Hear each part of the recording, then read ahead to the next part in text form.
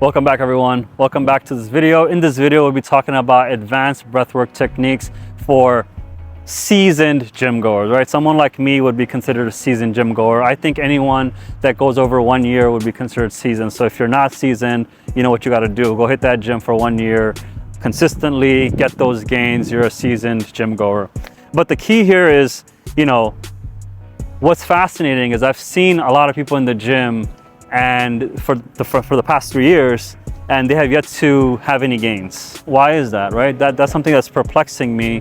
And I thought about it and I kept thinking about it, and I see their activities. I observe what they do at the gym, and it's always very similar activities. Like, they do the bare minimum effort. You don't see them really exerting, no progressive overload, no proper breathing. I'm not seeing the results that they actually want. So let's talk about the exact mechanism that you would need to follow to allow you to get that oxygen that you need. If you're an advanced goer, let's just say you've been going for 1 year, you're not seeing results, this will be perfect video for. This video is actually for you. So how do you do these advanced breathings? First, you got to understand what breathing is. I don't know if you do understand breathing. All my videos talk about breathing, but I always want to come back and talk to you about the basics. And then you can double click on anything by looking through the list of videos and finding the video that's more appropriate for your reason. So in Alpha, we break down all of health into 3 fundamental components: movement, metabolism, mindset. Movement, metabolism, mindset. This whole series is going to be about movement, but we've already discussed metabolism in the other series. You can go ahead, look through the feed, and you'll see metabolism, everything related to feed and fast. And then we also have mindset, everything related to a rise ritual and the rest ritual, routines and whatnot. But this video, we're gonna, from the 2 bifurcations of movement, breathwork, and blood flow, we're gonna talk about breathwork. And then I'll get into the advanced technique, because that will make more sense than just me telling you the advanced technique. So first is breathing. What actually happens when you breathe, and what is fundamentally breathing? You're doing it without thinking about it. The fact that I said this word like probably 50 times, you're probably aware of your breathing. And it's essentially you taking in oxygen or air from the atmosphere, putting it through your nose or your mouth, and it's going down your trachea, going into your bronchial tubes, and eventually in your lungs, goes into your alveoli, and then gets shifted into your blood. And then that oxygen goes into your heart and all the areas that need oxygen, especially your cells, because it does something called aerobic respiration. It takes in oxygen and creates ATP around it. That's like a year's worth of biochemistry in like 2 minutes. So I don't expect you to get it, but if you watch this video over and over, you'll actually understand the logic there, and it just starts clicking for you. And so understanding how the breath works, your body does it in 2 ways. It does a conscious breathing and it does unconscious breathing. So conscious is, you're fully aware of what's happening, you're doing it. Like when I say, hey, breathe right now, you're consciously, you're breathing. But if I say, if I'm talking to you about any random thing, and you're just going to be breathing without thinking about it, because this is something that for your survival, your body has automated, which is the cool part, right? We have automations in our body. We take it for granted, or we just don't understand the automations. But what we want to do is we want to enhance the automations, because we want to teach the body, even though it's a unconscious process or you're not thinking about it, if you actually practice on how to properly breathe, it starts becoming a conscious process, and it becomes automated as well. That's where the beauty is. The human organism is amazing in its ability to make changes when we want it, depending on how committed we are. So that's breathing in a physiological standpoint. But what does that mean in terms of okay, what is basic breathing? What is advanced breathing? So basic breathing, if I were to ask you to breathe, let's go ahead and breathe. You might try to show off by really breathing big. But what if I were to tell you that most of your breath is probably just up here, right? On the top of your lungs. It's a very shallow breath. And that's just the nature of how we breathe. We unconsciously, majority of us breathe through the top of our lungs, and it's a very shallow breathing. But what if I were to tell you that you're probably only doing like 30% of breathing when you're doing it that way? You're only taking the top part, but your lungs are massive. They're really big. If I were to say, if you were to find where your the xiphoid process right in the middle, right when it touches your belly, just think of that's where one of the insertions of the diaphragm is. But if you stretch your body out, inhale, you can actually make your lungs come up all the way to the middle of your belly. And that's pretty wild, right? So there's this big sheet of muscle called the diaphragm. And this muscle is really involved in your breathing and how you breathe, and it controls a lot of movement. Like, think of peristalsis, right? Think of all the stuff moving in your belly. It needs to move somehow, and you walking around does it, but that diaphragm really does a big role.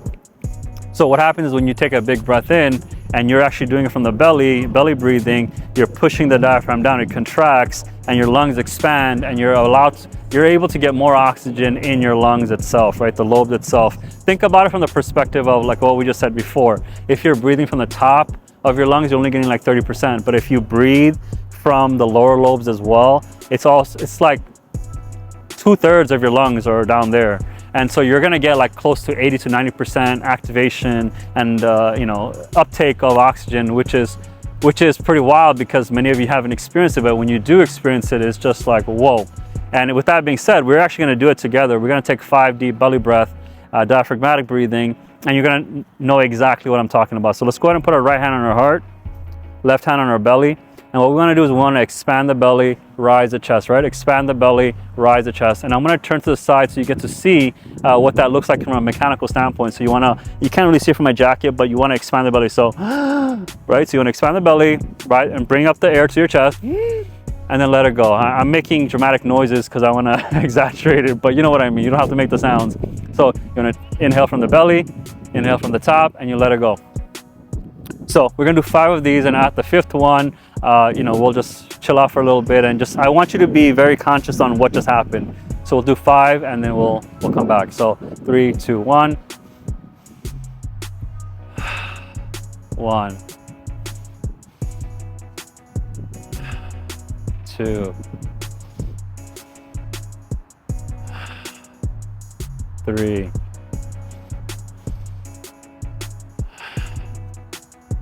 4, last one. 5. How do you feel? I feel good. I feel relaxed. Had a stressful day, but you can always come back to your breath. This is one thing that no one can take away from you. This is your gift from God, gift from your parents, that you are surviving, you're here, you're breathing. I guess I'm getting philosophical now, but coming back, right? So that breath is what I want you to feel. And there's a few things you might experience. You might feel a little bit of lightheadedness. You might feel a little yawny. You might feel tired. All good. Because what that's telling your body is like, hey, you're taking in more oxygen than normal. We don't know what to do with it. So it's sort of just knocking us out. Think of it from the perspective of like when we eat a big carb-rich meal, right? A big meal, we get like the itis, we get food coma, we get very sleepy. And when that happens, we just knock out. Same thing with oxygen. When you give your body too much energy, you knock it out. But that's fine, because what happens as you keep doing this more and more, you get better at it, your body gets attuned to it, and you're able to just deal with it. And like me, I'm able to deal with it because I do it all the time. So understanding that breath, right? That's like the basic breath that I would consider what every man, woman, and child should know. But how would we advance this?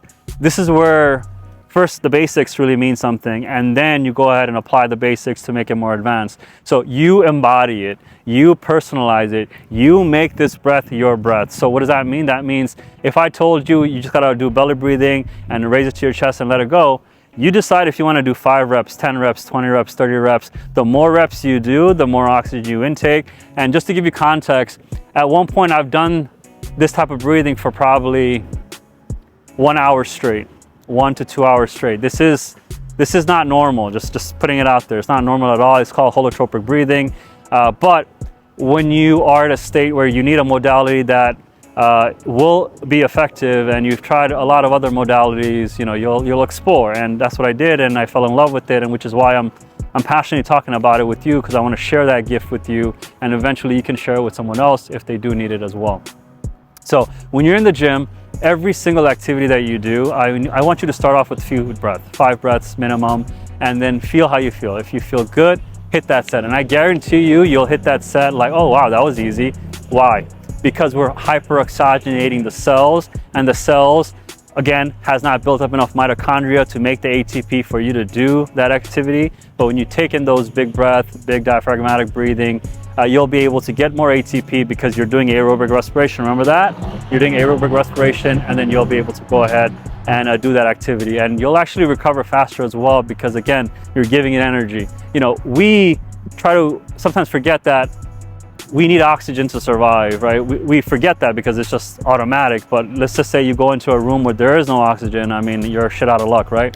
And so it's important for you to understand that it's very important that this apparatus that you have is meant for you to be able to breathe properly. So to wrap it all up, right? First, learn what the basics of breathing are, and then apply the basics, embody it, personalize it, and then eventually execute on it and be able to do the type of breathing you need to while you are pushing the weight wherever way possible. Great. With that being said, guys, if you found any value in this video, definitely give me a like, letting me know you liked the video. If you disliked the video, let me know in the comments below. And then at the same time, what I really love is the subscriber count. I like to see you guys get value. So if you found any value, hit that subscribe button. It lets me know that you found value, or maybe you shared it with someone, and it just motivates me. Just like how I'm gonna motivate you, you're gonna motivate me, and we play this nice non-zero sum game. With that being said, guys, hopefully you have a great day. Enjoy the Cali weather. I'll see you in the next one. Bye.